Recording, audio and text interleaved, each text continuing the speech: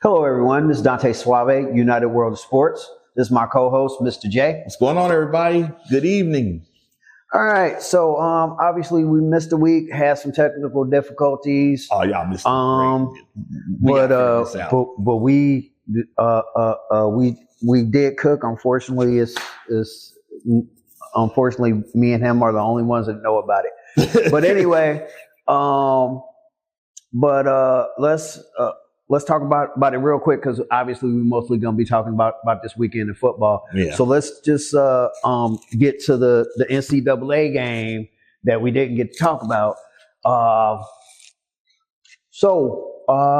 Obviously Ohio State won. Congratulations to the Ohio State Buckeyes for a national championship. Bravo. You guys really, really brought out. You guys really brought it. I will give you kudos. Ryan Day, I will eat crow. You did a very good job of coaching that squad. Now here comes the back end.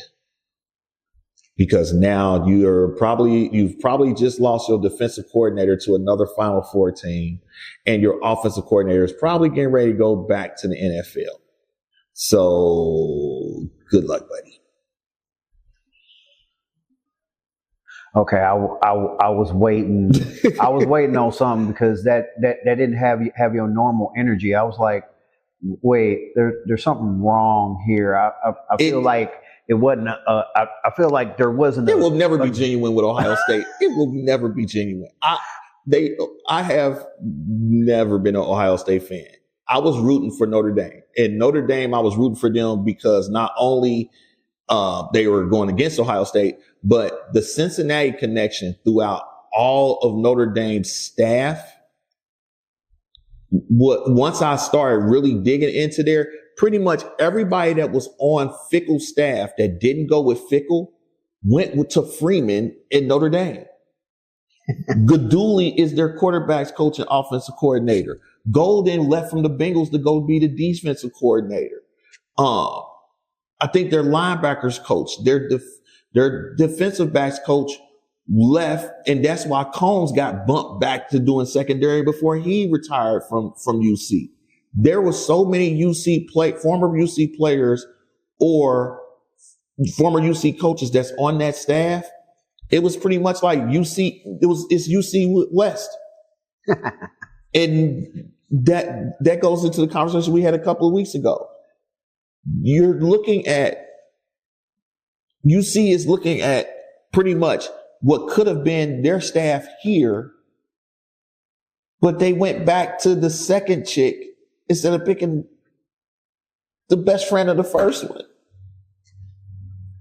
Just gotta.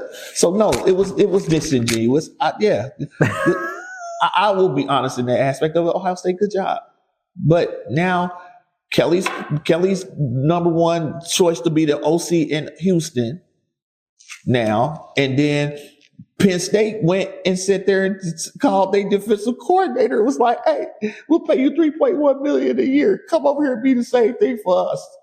And he left. I could see Golden leaving from Notre Dame to come to the pros. They come back to the team that he did. And once they explained the story that Golden never sold his house from down the street from Taylor and was still commuting back and forth to Notre Dame in order to do the job for the past couple of years. Yeah, that was a fit for him to come back and be DC here at the Bengals. But for you to go from Ohio State to Penn State, either you didn't like the direction it was going in, or they offered you money that you couldn't refuse. Or it might have been a combination of both. It probably was a combination of both, because I don't see how anybody could probably stand Ryan Day after a while. All right. Well, congratulations, and you're welcome. That's the other part. I feel like my boys, the Wolverines, motivated you as well as Oregon. I gotta share the Wolverines got to share some credit with the Oregon Ducks. I think Michigan really amplified it though. That flag planting lit a fire, boy. Yeah. That too. Yeah. Yeah. But do you think they can do it again next No. year, even with everything you talked about? I think what this show everybody is that at the end of the day, if you don't play, I think it showed the weaknesses in some of the conferences. And it also showed that you better make sure that that talent can gel, or that talent is gelling at the end of the season. Because I think you caught lightning in a bottle with Ohio State in order to make that run. Everybody else that made it into that Final Four had gelled as a squad and was on runs before they got to that point. Ohio State was the only one I think that came into that playoff, that made it to that Final Four, that was coming off of. No, Penn State was. Penn State lost lost to Oregon in order to get to the Big Ten championship. So I take that back. So you had Penn State and Ohio State were the only two teams that was in that Final Four that was coming off of a loss leading up into that season finale. No, Texas lost too, didn't they? Never mind. That whole idea just went out the window. The only team that came in there that was on a bender was Notre Dame, because they don't play in the conference championship. So, and they had ran 13 straight before the team that they lost to, which they shouldn't have lost to. They should have been Think about that. If Notre Dame would have been undefeated, would they have been number one or number two? Probably. And just like back in the day when they gave it to them back in the day, and people would get pissed off because they don't play in the conference. And so I remember after all that came up, Alabama if I remember right, what they ended up doing was they started agreeing to play like the ACC affiliation. Yes. Yep. Okay. So that's what started all that, because they got tired of like, wait a minute. I remember that now. We play in the conference. We do conference stuff, but then they get a bid and they're not in anybody's conference. How fair is that? But, and then they had to make an agreement to play the ACC teams. But think about that. If that would have been the case, they would have had the second bye, because the rule stated it was your top ranked teams in there, and Notre Dame gets a pass because they are in the conference championship. But then the question is would they have got They one? wouldn't have got that far. Would they have gotten one, or would they have gotten two? They would have got two. Because of strength of schedule. They would have got two. They would have got two because Oregon's strength of schedule with that Big Ten would have gave them the head over them on that one. But that changes. That would have pushed Arizona. That would put Boise State into the first weekend. Wow. Wow. No, Arizona State would have been. Arizona State was the 4, I believe. Let's double check that. But yeah, that just think of how much that would have twisted and turned, just based off of if they wouldn't have lost to Northern Illinois. So Northern Illinois, thank you for getting Notre Dame to the national championship game, because I don't think they would have made it if it would have been. I'm trying to see here. That makes sense, because I need to really see that, because I did not expect that one. So while you're looking that up, are there any teams that you're thinking is gonna be the number one? No, because like I said, you've already gone through the transfer portal the first time. You got another one that's gonna come up right after spring ball, and that's when you're gonna start dictating who is who and what is what. But until you really start seeing these teams on the field, you're not going to know what's going to end up happening. So it's I love the pundits sitting up there saying Ohio State's going to go back to back. Okay, Ohio State has to I don't think Howard's coming back. I think he was a senior. So you need a new quarterback. Your running back tandem is, one was a junior, one might have been a senior. So who knows if they coming out. Your wide receiver is the only one that is coming back, because he was a freshman. So you got bits and pieces coming around there. You got to hope that you catch lightning in a bottle. Now, when it comes to Ohio State and some of these bigger schools, you have it to where they can catch that lightning in a bottle. But the rest of them, I don't know. Because I honestly don't think Oregon's going to be back up there. I think Oregon's going to have a down year. I think that Notre Dame's going to have a down year. I think Texas is the only one that I think could possibly maintain, because I think the better quarterback was the one that was on the bench. I think Manning was better than yours. Mm-hmm. And they didn't let Manning cook. If they would, I think part of me thinks that if they would have put Manning in and let Manning do what he had been doing when he had been playing, that would have been a tougher game for Ohio State. Because Ohio State wouldn't have been able to cover the running and the passing threat. And Ewers is a threat to run, but he's not as that in there. Plus, they already had an inside track on Ewers because he used to be an Ohio State Buckeye. So they already had his scouting behind him on what his tendencies was. Uh-oh, that was a big-eyed look. What was that? Apparently, my Wolverines are winning by 2 right now.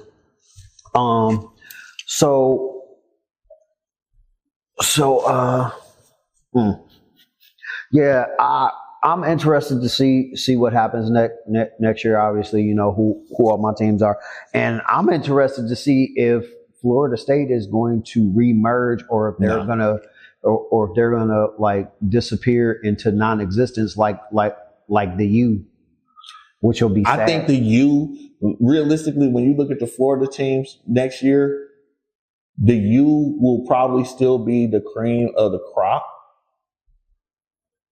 But Florida is right behind them. I don't see Florida. I think Florida State caught lightning in a bottle with their situation. And then the portal, you could say that the portal screwed it. Portal screwed everybody. And the biggest loser that I don't see anybody that I really don't understand, and I don't see anybody coming out of SEC. I don't see anybody coming out of SEC unless it's Texas, because I think that the SEC beats on each other so much that there's not going to be too much left by the time they get into the playoff. You saw that with Georgia. And plus this whole NIL thing where backup players that were good are going to other teams so that they can start. Mm-hmm. I think that's starting to drain what people had known for the longest in that aspect of it. Now the SEC now people are back to, which I don't like this narrative. Just because Ohio State won doesn't mean that the Big Ten is back on top. No, by far no. It just I heard Colin Hurd say that, and I just kind of I was at a light because I immediately looked at my phone like, oh, here we go. But see, the other part about that, though, when you think about it, is that they have kind of a means to pump their chest out, because out of the final 8, they had 3. Penn State, Ohio State. Who am I missing? Oregon. Yeah. So they had 3, and the SEC had none. So the SEC had Georgia because Georgia had the bye. Yeah. But the SEC teams that did make it, they got smoked. Even Georgia got smoked once they got in there. So it's like, you can't. It's going to be interesting to see this play out next year. I can't wait. I got to wait for 8 months.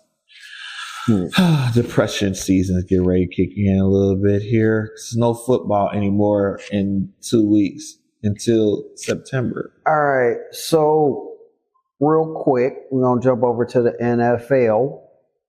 And because most of the stuff that we got to talk about, I'm seeing stuff that I find kind of interesting, but we mostly gonna talk about the games.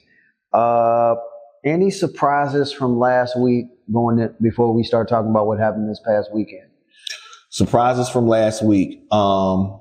We talked about Detroit last week on the episode that only us and God knows. that Detroit, you saw pretty much, unless you can figure it out, you saw the end of Detroit's run. I knew that they would lose their coordinators.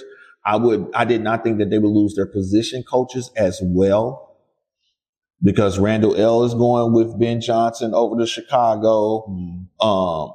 Glenn is taking, I think, his linebackers coach. One of them, I think, is going to get bumped up to defensive coordinator. I couldn't remember which name that they had mentioned, but I think one of the other two is going with him to New York, to the Jets with that.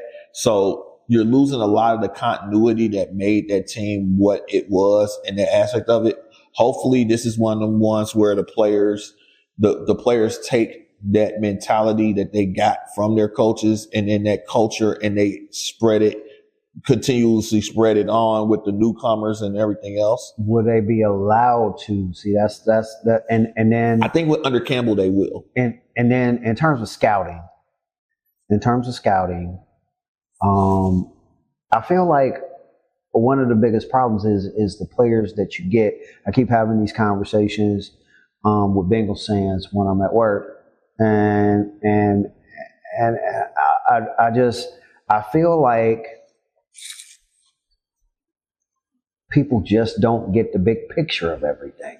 It's like it's all a big picture. Yes, salary cap is important, but it ain't that important. It's a part of the picture, yes, but it's not that important, because every time I ask somebody, name me a team where everybody got the bag when their contract came up and they stayed with the team. You can't name me a team. So since you can't name me a team, why does everybody keep trashing the Bengals for having to let people go? I think, okay, so the reason why people trash the Bengals for letting people go is that it's a good look. And Kansas City is the quintessential blueprint for this, just like New England was in the 2000s and 2010s with that. They had defensive players that when they got to that point of getting that bag, if you weren't going to acquiesce into staying in the team, they let you go. But the people behind there had either A, been groomed, or B, was already ready to step up when that person left, to where they didn't miss a beat. The problem with the Bengals is that the Bengals can look at who they had behind there and know for a fact they had no chance of them stepping up to being of that caliber of player, to where if you knew from the Jesse Bates, you knew you did not have anybody in that aspect of it that had shown that they were a step or a step and a half away to stepping up into that role. And in that regard, isn't that the following of two things?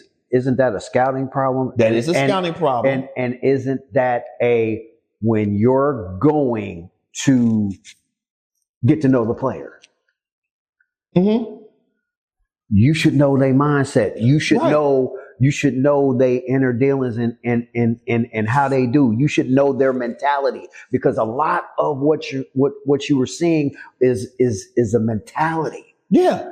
What you saw in New England was a mentality. What you see in KC is a mentality. What you see with the Lions, is a mentality. Right. Because number ones, name me some. Matter of fact, I'll look it up right now. How many number one draft picks did the Lions have? First round draft picks? Yeah. 2. Garner Johnson and Hutchinson. I want to say it might have been more, but I want to say it was Garner Johnson and Hutchinson. Garner Johnson was the number one draft pick for Philly when he came out, and then Hutchinson coming from Michigan over into there. So that means that all these other guys just had the right mentality, which is they fit the system. They fit the system, but they also have to have a mentality, because you got to be willing to work. You're not worried about the check. You're worried about winning for the team and doing whatever it takes. I will do whatever. And see, this is why This is why when we had the conversation last week, when I first mentioned that Golden was up for the job for the Bengals this year, to come in over as a DC, I was okay with that aspect of him doing that, because the biggest fall off that you've seen over the Bengals over their last 2 years on their defense has been their secondary. And their secondary is because they've been trying to rely on too many first and second year players. Golden's whole secondary, except for Clark, who was a transfer, Ryan Clark's son that was a transfer, were all freshmen. So he knows how to develop the players in that aspect of it. But the biggest thing was when Golden was here, Golden was the linebackers coach. So when you saw Pratt and you saw Wilson and you saw them all during that Super Bowl and that AFC Championship run, flying to the ball all over the place, that was Golden teaching them, coaching them during that aspect of it.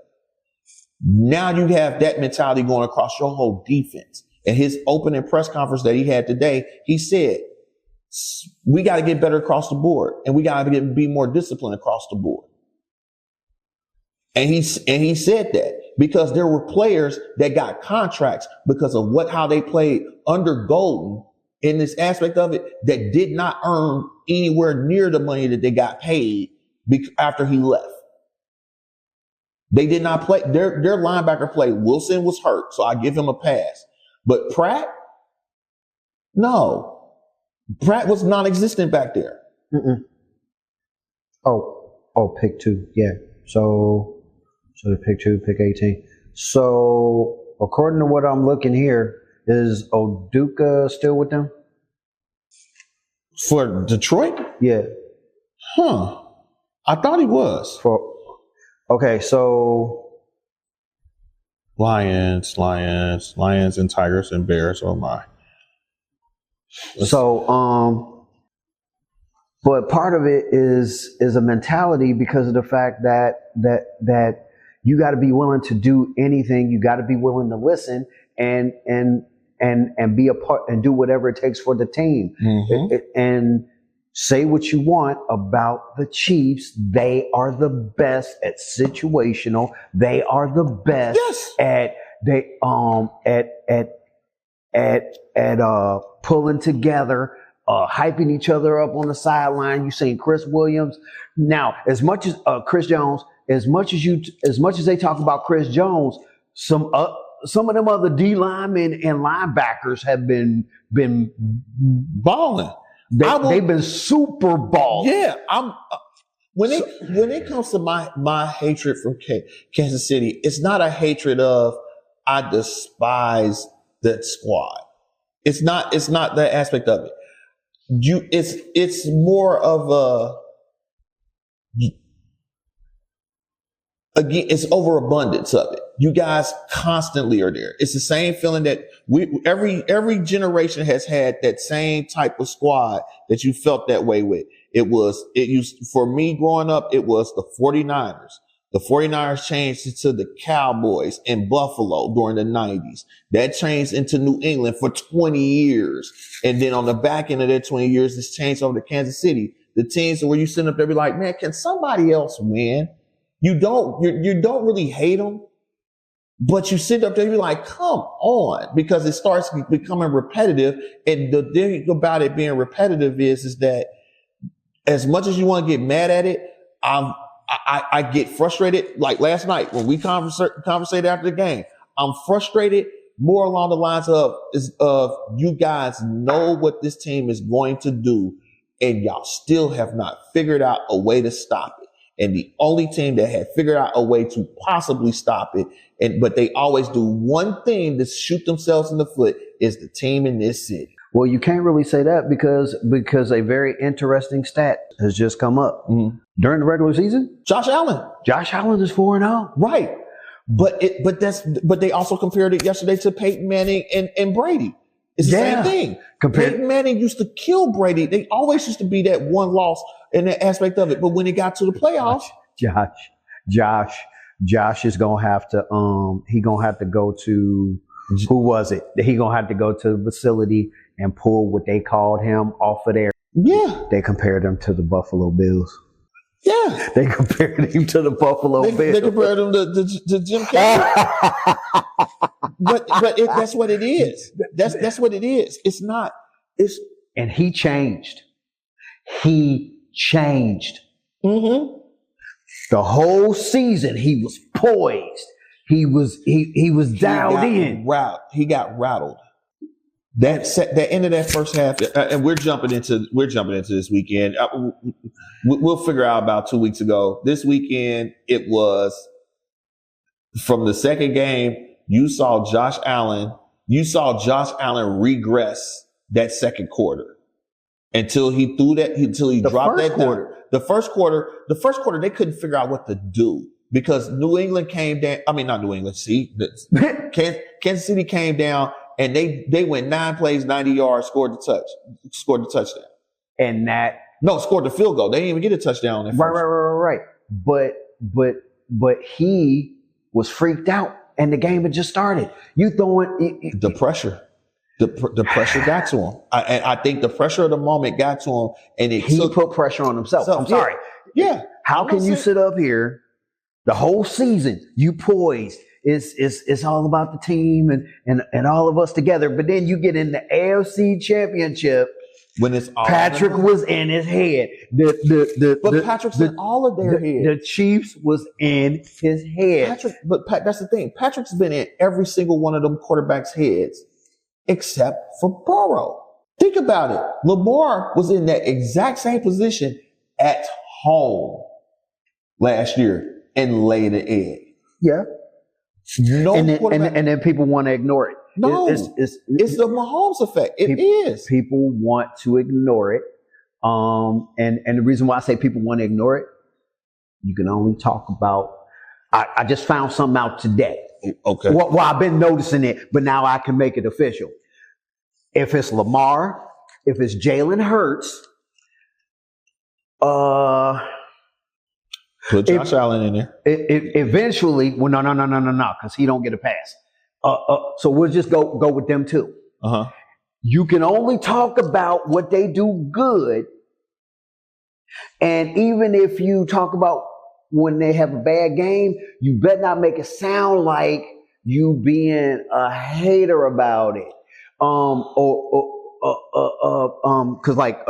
Apparently Jalen can feel however he feel and play however he play, and no one can critique it according to what they think they see. And that's the BS of. And Keyshawn is apparently, at least when it comes to Jalen and Lamar, he's always, I've noticed him among a few others, seem to always be about that.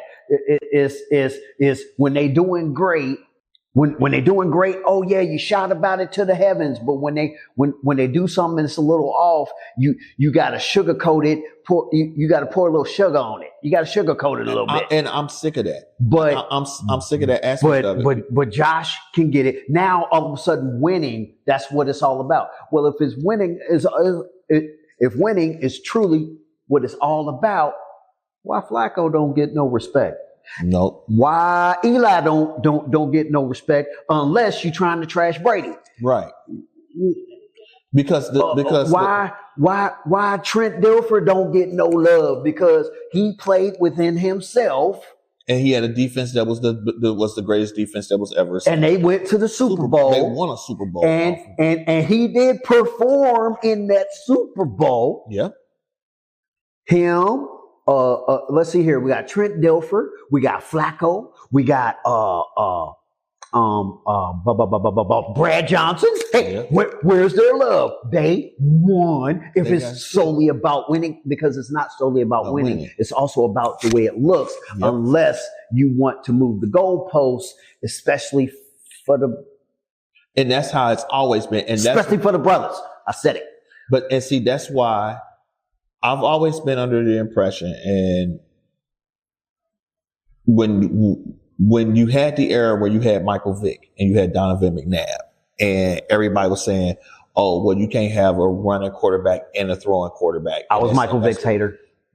And I was McNabb's hater. I thought McNabb was overrated to me in certain instances of it, because McNabb, if anything, think about McNabb when he was in Philly during that time frame. Ain't he doing the exact same thing Josh Allen doing right now with Buffalo? Always got to the doorstep. but they had Barely to, never- but they wanted to talk about somebody else other than Brady and Manning, Right. And so they had to try to talk about Donovan. They was grasping their straws. That's why the people they created the Brady curse, because it's like, oh well, you know, Aaron Rodgers is actually better than him, right? He's better at this. He's better at this. He's better But at the this. fact of the matter is that, You know, Drew Brees, he's better at this. He's better at this and better at this. but here's the thing. And all you did was made him go, oh, okay, that's another Super Bowl. That's another Super Bowl appearance. And that's another Super Bowl win. Oh yeah. Oh wait, they got more yards than me. He got more TD passes than me. You know what? I'm not ready to retire yet. Yep. Because that's that mentality that comes into play, to where if you're gonna keep on moving the goalposts, and that's what pundits do a lot. They move the goalposts, and it's sad because all these players that we named, all these players that have been across the game that we've named, are all great quarterbacks in their own right. But at the end of the day, it's just like it is with any other sport. There's a certain group of people that rates greatness based off of championships, and then there's a certain bunch of people that only rates greatness off of stats.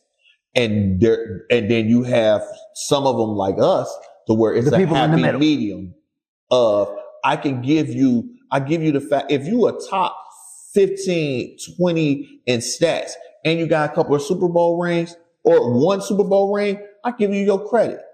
I give you your credit where your credit's due. Yes, I know that there's some quarterbacks that should not have had no chance in hell of making it to a Super Bowl, but they did, and they won. You got a chip, you got a ring.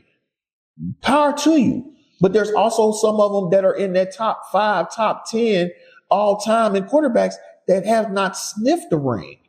And I'm not going to say that they're not top 10 because they don't have a ring. Just like I'm not going to say that these people are top 10 because they got one. There has to be a happy medium, and you have to be. And it's hard to have that happy medium, because in terms of setting a standard, what's the standard? Right. And that's the thing right now. Right now, we know for a fact, when it comes to quarterback play, the standard is Tom Brady, because Tom Brady has both. Currently? He has all time, Brady has the championship rings, and he has the all-time stats right now. He does. And he has appearances. And he has the appearances. And Mahomes is number 2 right now. Hot take. Patrick Mahomes is the best quarterback in the NFL right now. Yeah. I have no problem. I have no problem with saying that. Athletically, it's Lamar. Yes, athletically. But then again, back in the day, athletically, it was Michael Vick. Yep. Where did that get him? That's all I'm saying. Basically, what happened to Brady, what happened to Montana, what happened to Troy Aikman for a minute. Because basically, if you won more than one championship, people did not like you. What happened? It happened to Pittsburgh. Right. With Roethlisberger when he got his 2. Yeah. Right. The one thing people want to talk about, he got that rape charge that he got away with. It's like, because greatness is always hated upon. Happened to Baltimore. He got away with murder, right? With Ray. Yep. It's like, but Ray got 2. But it's not. But the problem comes the problem comes into the fact of, if you cannot, what is the saying that Ric Flair said? In order to beat a man, you got to beat the man. And Josh Allen literally he had to correct himself, but he got it. He said it. Like, to beat the champ, you got to beat the champ. And you can't do it. That's why the mental side of it comes into play, to where it's like, I don't know what happened to Josh during that first half. The second half, they came out that first drive, that second half, where they ran the ball with Cook, and they let Cook, no pun intended, cook, and they got down there, they scored, and they went for it. And I know we had the debate about going for the 1 or going for the 2, or going for the extra point or going for that. When they went for it, and they was only up by 1, I was okay with it. I still thought they should have kicked it, but I was okay with the choice because what happened was, you got to think about it. When they went up, they went up by 1. They missed that one. So they would have been up by 3 when, even if they would still had a 1-point lead. Had they just kicked both extra points when they got that one touchdown, they would have been up by 3. They would have been up instead of being up by 1. But they was playing from behind, and they were trying to figure out a way to try to make it. You weren't that far behind. You would have had a 3. They weren't. You go from 4 points behind to having a 3-point lead. That is modern coaching right now. You panicking. This is why when we had that conversation yesterday, when I went off on that and I said I did not understand why they went away from their game plan, because the only way that you stop Mahomes is you keep Mahomes off the field. That's the only way you can stop him. So the second week in a row, and this is the reason why you got to not only pay attention to the rest, pay attention to everything else that goes on in the game, folks. Mm-hmm. Baltimore lost to the Bills, and you hardly saw Henry in the fourth quarter. Why did the Bills turn around and do the same thing the very next week?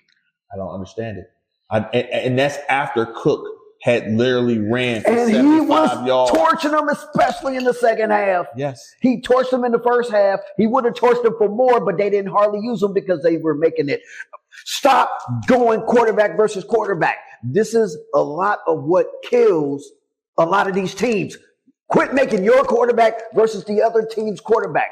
Do what is best within your team. Josh won all the way up to this point when nobody would. They didn't even think the Bills were going to win 9 games because they didn't have one wide receiver. Yep.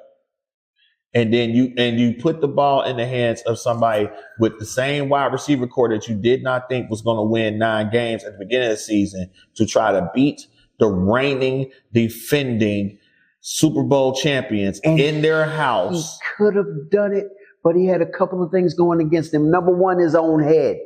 You went this whole season, even during the regular season, you were poised against the Chiefs, and you got in the AFC Championship, and all of a sudden, now I'm gonna give you what you're gonna say. Pressure did more than bust pipes. They completely obliterated. And you want to know who added pressure to that? I'm sorry, Steve Spagnuolo coached a masterful game. He coached a masterful game. And once he saw that he had a rattle, kudos to Spagnuolo and Andy Reid, because you could tell they really study film. The corner blitz on the last throw, the way that they masked that in order to get him out of that was that play. Because when I watched it again on the All 22. I sat there and I was like, I've never seen a quarterback audible his line to block left because the players looked like it was going to shift and come from that left-hand side. And that cornerback was in position like he was about to go on the route with him. And as soon as he said hike, he ran straight ahead. He didn't change. He didn't give no tail. Nothing. What do they call that when the player starts out here, but then they kind of curve over here? Usually when the linemen do it, what do they call it? That's a why am I drawing a blank? Why am I trying to draw a blank? I want to call it a stunt, but I might. It is a stunt. Okay. He did a stunt because as you watch the play progress, he started out here and then he kind of curved over. He cut in and went straight. The way everything worked out, he cut inside and came and had a beeline straight for him. Now, but the way that play messed him up completely was that when he did that stunt to come inside, that linebacker dropped back in coverage. Right. He never saw that on that pre-look, he thought that linebacker was coming. He had Shakir. and he legitimately had Kincaid. Got the first. No, he didn't. He had Kincaid because Kincaid was open in that zone. He just underthrew it because he threw like this. If he would have been able to sit and throw it, he would have had him. But by the time he saw Kincaid, he was trying to hero ball it out there. What's the number one rule on a blitz, especially a really ugly blitz? You hit the out. Hit the hot. You hit the hot. And Shakir was open, and he would have had the 5 yards. But wasn't Shakir down at the bottom, down to his left? Shakir wasn't right in front of him. So he wouldn't have even had that blitz came straight here. Shakir was over here. He didn't even have a chance to turn. But he was supposed to know what he was supposed to know right. what the hot was. When you look at the play, he had no chance in hell. That's why I said that was probably the most masterfully play at that moment that you could have ever did. Because by the time he just went and said, I'm about to, oh crap, here he comes, I just got to chuck. And where were you looking? Because it's like, dude was literally coming. It's half of the field. But still, the cornerback, he was coming right at him. Right. From the moment that he said hike. So if you're looking down here, how do you not see this red coming at you? That quarterback process, it freaked him out. It freaked him out because if he's doing read 1 is here, read 2 is here, and by the time you go from 1 to 2 and you didn't hit Shakir here, that right there, he was done. It freaked him out because he realized that they didn't do what he thought they was going to do. And he panicked. He panicked. I mean, it's like, dude. As soon as I saw it and I'm watching the game and I'm sitting there, I'm like, they about to blitz. And I'm sitting there thinking, I'm like, is the safety going to come or is it going to be the corner? In my head, I'm like, I would send the corner. Oh my God. He sent the corner. This game. I was like, it's over. And then the constant tush pushes, even when you saw that they weren't working.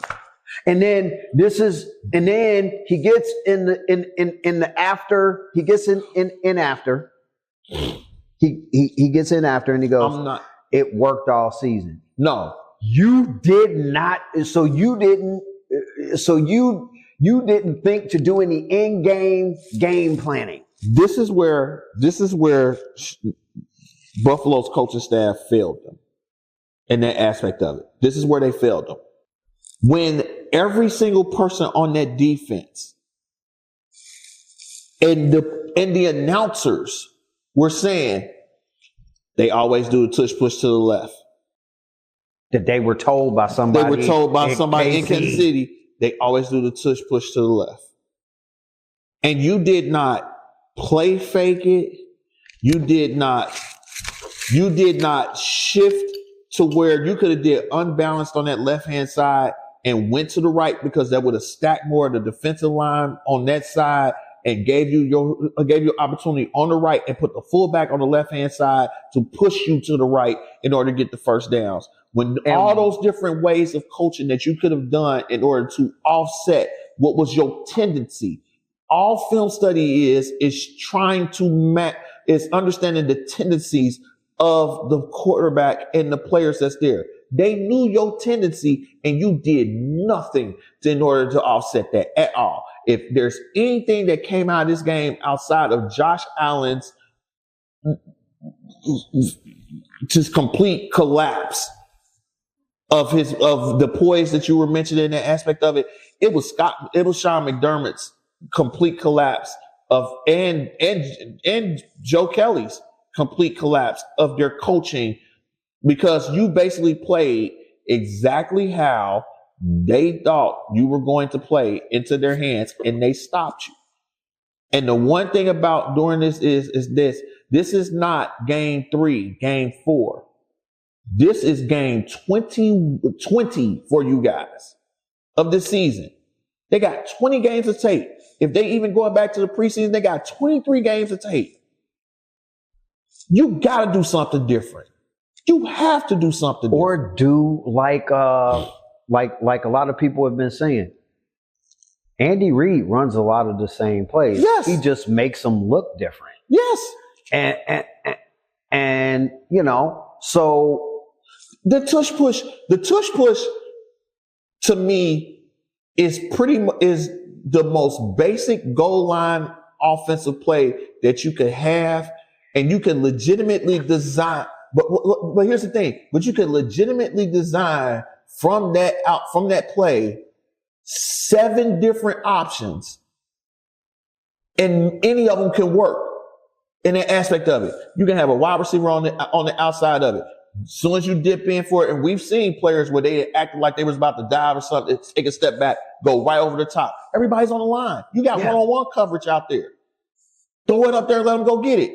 That's 1. 2, you can fake like you're going to do it, run it as a sweep. You can run it as an option. You can have it to where it goes wishbone, and you have the running back and the fullback go out to the sides, and you can pitch it to either side. Everybody's in the box. Nobody's going to react that fast. You have too many options for you to automatically just think that you're going to sit there and be able to go do the exact same thing over and over and over again. It's going to work every single time. Philly did the exact same thing in that aspect of it, but Philly ran variations of it yesterday that was that you couldn't do anything. Plus, they always made sure that their linemen, not their small receivers, were the ones pushing pushing the quarterback. The thing about the refs, it wasn't nothing about the refs yesterday. So it wasn't nothing about the refs the week before.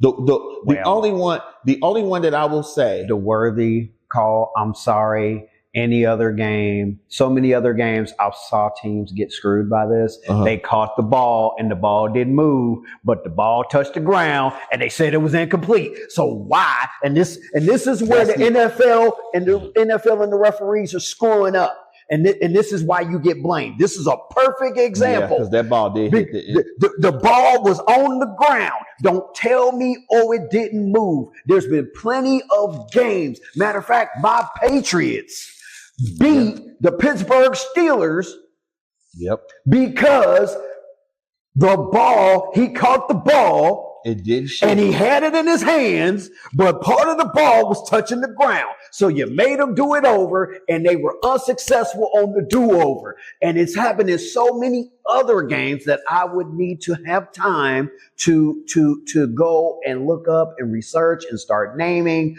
But speaking of crazy rules, let's talk about the catch rule and what officially makes it a catch. I was alive, obviously, at the beginning of it. I saw the Raiders get screwed because who was the Cooper? Amari Cooper. Amari Cooper. Yep. So he catches it in the middle of the end zone, falls on his butt in the middle of the end zone. Yep. Had it like this, but because he put it on the ground and used and left it like that, he didn't complete the catch. How do you not complete the catch? Yep. You catch it in your arms like this. You fell on your butt. Yeah. You guys have given people touchdowns for doing the next T-plunge. You have given people touchdowns for the tip of the ball crossing the goal line. But a guy sitting in the middle of the end zone with the ball like this, because he put the ball on the ground, and then they turned around and they screwed the Detroit Lions the next week. Megatron. Megatron. One-handed. Was that the one-handed one where he caught it and he braced the fall when he was going down in the end zone with the ball, and it hit the ground, and they said it wasn't a catch, even though he had possession of it. And he got him twice. Yep, they got him twice. They got him twice because the other one was he fell down in the end zone, had the ball like this, and when he rolled over, the ball touched the white. When he rolled over and he went to get up, he put the ball on the ground and that's got the up one I'm talking about. That's the one I'm talking about. And walked away from it. And they were like, "You didn't complete the catch. How do you not complete the catch? You're completely in the end zone. You have the ball completely in the end zone. You roll over to get up and you leave the ball on the ground. And that's an incomplete pass. This is the reason why people blame refs. Let's stop. Why they blame the league and they say it's rigged. That's why. Now, so let's stop acting like don't nobody know why, because y'all do questionable stuff. Now, That don't account for, let's use yesterday's game. Every time they as soon as Benford got hurt, Elam couldn't stop holding to save his life. He held on to Worthy. He held on to Kelsey. He basically some of the passes like Worthy and Brown and Kelsey, when they were open, 9 times out of 10, Elam was supposed to have been on him. there was one that they showed where Elam fell completely down and Mahomes missed. I want to say it was Smith-Schuster. He missed him on a crossing route. Elam was 30 yards across the field. It was on the ground. Elam, That's why he's not a starter. But I'm a very big proponent of it's always next man up. But here's the thing. He's veteran. They already had him. They already knew that he couldn't do the job. I know. You went from being a man-to-man team to having to play zone to mask somebody in that aspect of it. If you have somebody that's on your defense to where you have to change your entire scheme because he's back there in that aspect of it, he don't need to be back there. But they ain't had no choice because Benford got hurt again. But you knew Benford was again. You knew Benford was on concussion protocol up until this point. You could have easily signed somebody on a practice squad, and they would have been better than what Elam gave you last night. And that's another good example of how come. All right, we got 10. Yeah. How come? I'll say this, and then we got to end it because I got other saucy questions. So doesn't this speak to the fact that you got to know your squad? Yes. And shouldn't they be allowed? They should be allowed to go, okay, I know we signed you, bro. I can't trust you. You got to go. He would have been DNF'd. I'm sorry. When you knew there was a liability when Benford went down in the game against Baltimore, and Baltimore didn't even have their full allotment of receivers, and it was a liability in there. You're going up against KC. You do not put any liabilities out there on that field. You cannot do that. You have to go with your best 22 to 30 players that you know are going to play for the entire game and give you all that they got. He is not one of those top. He is in that 53 to that 45 to 53 range. There are people that's there in order to make sure you hit the 53. There was no reason for him to be there. And that's what made that horrible. That I felt bad for him, but at the same time, dude, you should have been there. You should have been ready for this. And for 2 weeks in a row, you got exposed, and you became the Achilles heel of that defense. It was frustrating. Yeah, and we'll talk about this more. I'll figure out ways to sprinkling in there because this talk about the refs and stuff. I really want to just deep dive. We got next week. We got next week. Into this. No, we don't have next week for sure. Well, like I said, it's going to be a special topic. We can definitely talk about it, but let's talk about. This is the one show that they haven't actually been involved. So I guess I got to do it. How about them Cowboys and hiring that coach? Hey, when I saw the Redskins and the Eagles fans outside of the stadium chanting "Dallas sucks" before the game yesterday, the Cowboys. Here's the problem. Jerry Jones doesn't run the Dallas Cowboys. Dak Prescott runs the Dallas Cowboys because Dak Prescott pretty much wanted either Kellen Moore. He wanted his old OC or his new OC to be the head coach. Nobody else. But what this also presents is, because a lot of people forget this, especially the Parcells years. One of the things that got him up out of there was Jerry. Now, I know he hasn't been showing it lately, but Jerry is a player's guy. Yeah. He is. Yeah. And if you don't believe me, then that means that you don't remember the Parcells Terrell Owens saga. Yeah.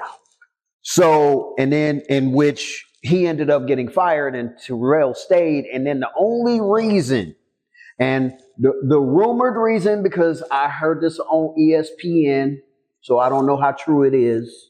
So I'll say allegedly, the only reason that Jerry Jones got rid of T.O. was because he got tired of going to Sunday dinners with his son. And that's all his son was just on him about, was get rid of this dude. And that's why he got rid of him. I cannot. Dallas has the worst situation that they could possibly have right now, because you saw what a dominating team can do on both sides of the ball with what Philly did to Washington yesterday. You saw it, because here's the reason why. It also helped that they didn't show up. Come on. Right. It also helped that it didn't show up, but that also comes to the fact of that defense is the number one defense in the league, plus with the number one rushing offense in the league. Fundamentals and discipline are important. Exactly. The rules, again, I played in middle school and I played in high school, but you didn't want to go to the sideline if your coach saw you running at anybody from the opposite team and you did not cover up that ball as you were making contact. And they're getting to a point now to where they're training, that is part of their training regimen, to punch at the football in that aspect of it. The only fumble that was not a punch out was the one where the return man ran right into the back of his player and he dropped the ball. That was the only one. But right now, to make sure we get to this, Dallas, the only thing that's making Dallas stay relevant in the NFC East right now is because you got the hot mess that's pretty much watching their entire substance of what they could have been go to the Super Bowl. Jerry Jones, the businessman, is the only reason we're always talking about them, because he always does something to make sure that everybody's talking about the Cowboys. Yeah, including this. Right. You have no choice. It's like, why, if anybody? But it could be worse. It could be the Giants. That's the sad part, right? Or Chicago. But they're close. Because here's the thing: because the only team in the NFC right now that I will sit there and legitimately say is lower than Dallas is the Giants. Yeah. Because the Giants are legitimately looking they're looking at the person that they did. They're looking at the person that did everything for them and wanted to stay. Now, not only being the top rusher in the league, but now the first run was just magnificent. But you knew what that was about. Yes. And this is why I love it when people talk smack, because the first thing I want to do is, I have to be front and center on the game. I have to see, quit talking smack. Understand the team that you have. If you Kansas City, you can talk smack. If you right now, if you're Philly, you can talk smack. You cannot talk smack if you anybody other than that. Understand the difference between cockiness and confidence. Understand, and there is a difference.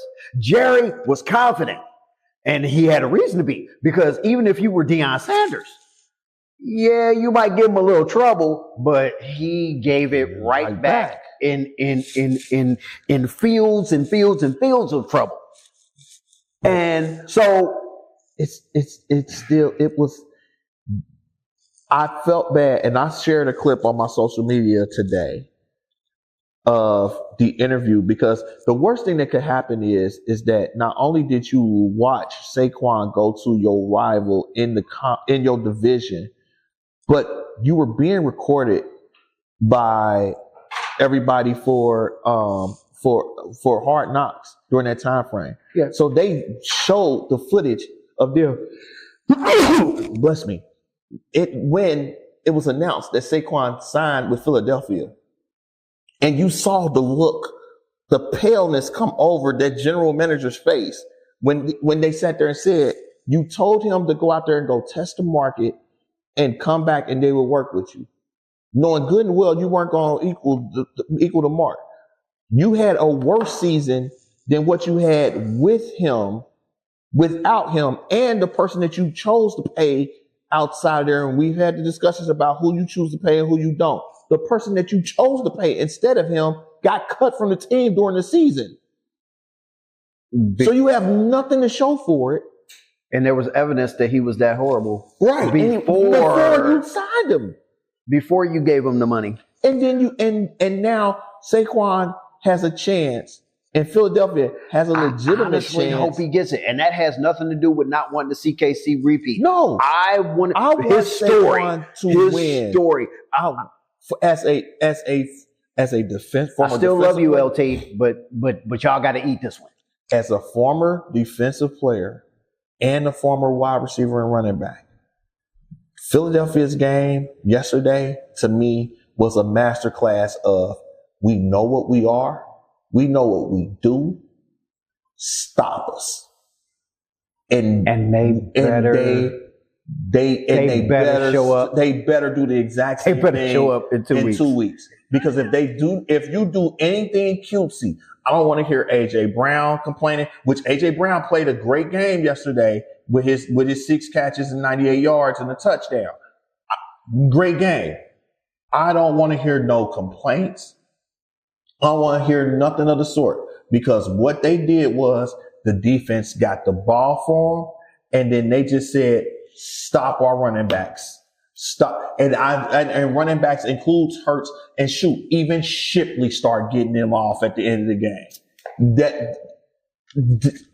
It's there.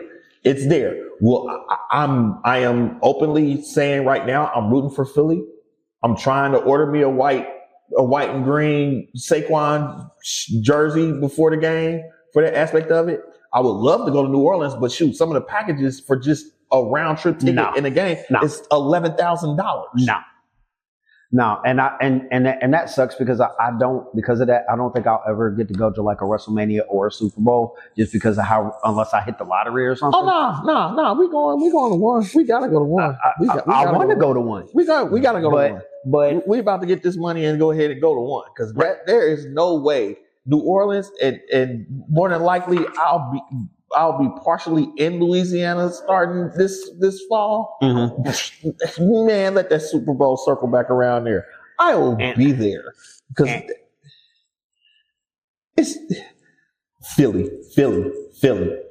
I wore this because it was fitting that yesterday Philly put a 55 on the 5-year anniversary of one of Philly's own passing away, with Kobe's death being the 5-year anniversary yesterday. And I know somewhere up there, him and Gigi is sitting up there ready to go, because it's go time. Your Birds is back in the Super Bowl. I still remember that clip when they showed them when they won that Super Bowl, and he was at home and was jumping around in that aspect with Gigi and all of them in that room. And bring it home. And with that, it's been another awesome, exciting show. Dante, Suave, Mystah Jay. Till next week, y'all. See you later. See ya.